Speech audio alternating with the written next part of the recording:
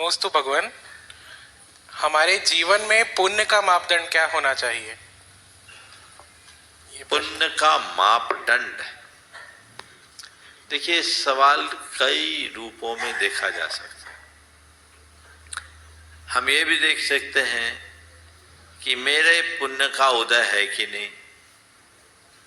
पुण्य के मापदंड में हम ये भी देख सकते हैं कि जो मैंने किया वो पुण्य है कि नहीं,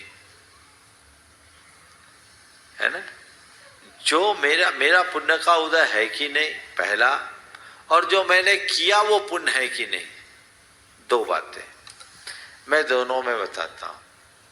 मेरा पुण्य उदय है कि नहीं, इसको कैसे मापे?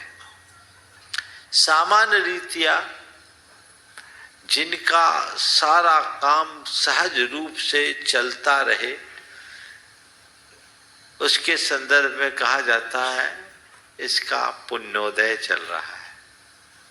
अर्थात जब सब प्रकार के अनुकूल संयोग मिलते दिखे तो समझना अभी पुण्य फलित होता जा रहा है। ये एक सामान्य सा कथन है, क्योंकि पुण्य हमें अनुकूल संयोग प्रदान करता है, या दूसरे शब्दों में कहूं संयोगों की अनुकूलता पुण्योदय में बनती है। कई बार ऐसा भी होता है कि अनुकूल और प्रतिकूल दोनों प्रकार के संयोग साथ साथ चलते हैं। दूसरे शब्दों में कहूं पाप और पुण्य दोनों साथ साथ चलता है। एक्सीडेंट हुआ, ये पाप है, पर उसी क्षण कोई मसीहा बनकर आ गया और तुम्हें सही चिकित्सा उपलब्ध करा दिया, तुम्हारे प्राण बच गए, ये क्या है? पुण्य है। तो कई बार दोनों साथ साथ भी चलता है। पुण्य में कई बार ये भी देखने को मिलता है कि संयोग सब अनुकूल होते हैं, पर व्यक्ति को परिणाम अनुकूल नहीं मिलता। तो इसका अर्थ ये समझना, अनुकूल संयोग होने के बाद भी व्यक्ति उसका सही प्रयोग नहीं कर पा रहा है, तो इसका तात्पर्य पुण्य के उदय के साथ अंतराय का उदय भी चल रहा है, यानी पापोदय भी चल रहा है, जो उसके कार्य को आगे नहीं बढ़ पा रहा। मैं बचपन में कुछ बुजुर्ग कहा करते थे कि देखो, नौकर, ठाकुर और ठाकुर, चाकर और ड्राइवर, ये तीन बात का जवाब देने लगे तो समझना तुम्हारा पुण्य छीन हो रहा है। ठाकुर यानी जो खाना बनाने वाला है, चाकर यानी नौकर, और ड्राइवर जो तुम्हारी गाड़ी चलाता है। यदि वो तुम्हारी बातों का जवाब देने लगे तो समझना तुम्हारा पुण्य कम हो रहा है। ये मैंने बचपन में सुनी है। यानी तुम अब इस लेवल पर आ गए कि कहीं तुम्हारी अब कोई अहमियत नहीं बची। वो कहते थे चाशनी है पुण्य को पहचान परखने की, तो ये भी देख लेना चाहिए। कई लोग बड़ी हेकड़ी दिखाते हैं गाँव में, और घर में भींगी बिल्ली बन के रहना पड़ता है।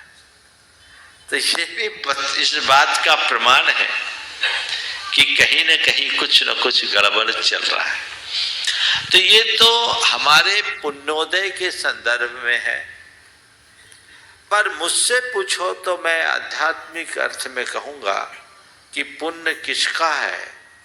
जिसके जीवन में पुण्यार्जन के नित्य नए अवसर प्रकट हो रहे हैं, समझना उसका प्रबल पुण्य चल रहा है। पुण्यवान वो नहीं जिसके पास विपुल संपत्ति है, पुण्यवान वो है जो सच्चा व्रती है। अब मैं आपसे पूछता हूं, 1 करोड़पति का पुण्य ज्यादा या एक निर्ग्रंथ मुनि का पुण्य ज्यादा? किसका पुण्य ज्यादा? बोलो बोलो तो। मुनि का। लेकिन एक विसंगति दिखेगी। तुम जिनको पुण्य का पैमाना मानते हो उसमें से हमारे पास कुछ भी नहीं है। आप लोग पुण्य के फल के रूप में धन, वैभव, सत्ता, संपत्ति, शक्ति, सुयश, यही सब देखते हो ना। ये सब तो कुछ भी नहीं है, फिर भी क्या है क्या है? हमारे पास रत्नत्रय है, तुम्हारे पास जड़ पुण्य है, हमारे पास भाव पुण्य है। रत्नत्रय जीवन को ही पुण्य बना देता है।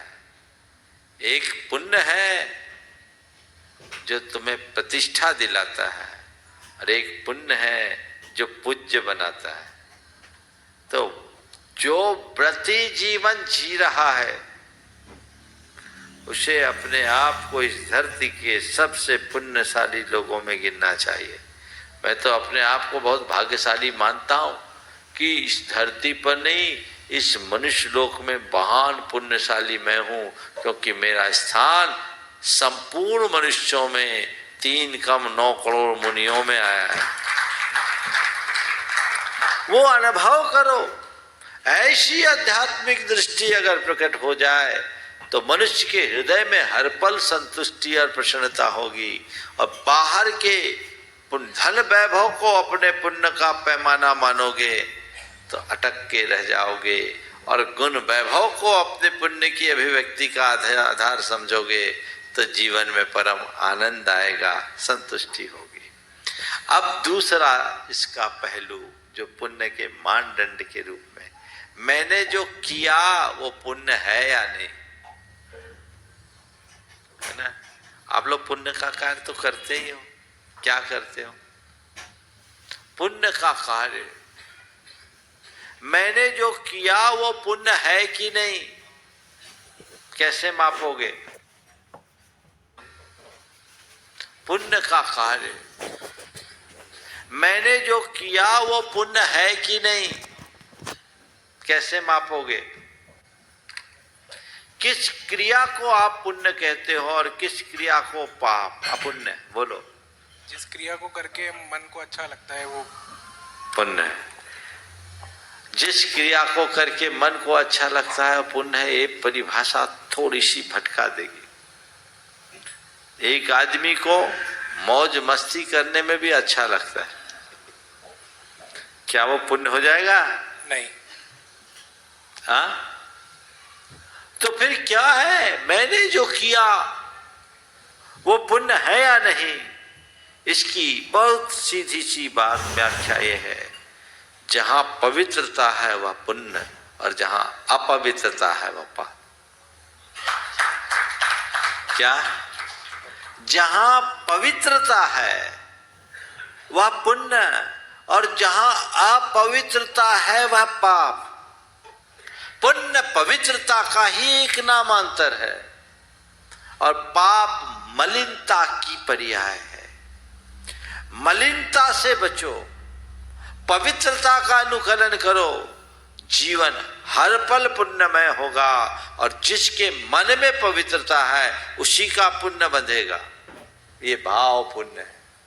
मेरी क्रियाएं कितनी हों, अगर मन में मलिनता है तो पुण्य की क्रिया करते हुए भी पाप का बंध हो जाएगा, वो पुण्य नहीं अपुण्य हो जाएगा।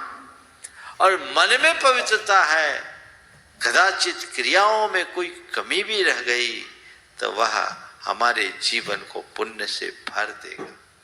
तो ये असली मानदंड है अपने पुण्य को बढ़ाने का। और उस पवित्रता की वृद्धि करना चाहते हो तो ऐसे अनुष्ठानों और आयोजनों का आलम्बन लो जिससे मन की विशुद्धि और पवित्रता बढ़े। मन को आलम्बन चाहिए। मन को आलम्बन न मिले और सही आलम्बन नहीं मिले तो भटकेगा। जैसे तन को खुराक देना जरूरी है कि नहीं? तन को खुराक न दे तो क्या होगा? तन सुस्त होगा।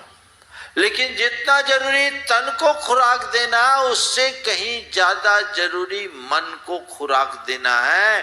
क्योंकि तन को खुराक न मिले तो तन केवल सुस्त होता है, पर मन को खुराक न मिलने से मन भ्रष्ट होता है। सुस्त तन से ज्यादा खतरनाक भ्रष्ट मन है। तो अपने मन को भ्रष्ट होने से बचाना चाहते हो तो क्या करो? अपने मन को भ्रष्ट होने से बचाना चाहते हो तो शुभ आलंबनों में रमाओ, तो मन की पवित्रता बनी रहेगी और हर पल पुण्य का संचय होगा। उसके आधार है भगवान की पूजा, पात्रों का दान, व्रतों का अनुपालन और उपवास। दान, पूजा, शील और उपवास, ये चार ऐसे मूल आधार हैं जिनसे पुण्य की वृद्धि होती है और यही पुण्य जीवन को निर्मल बनाता है।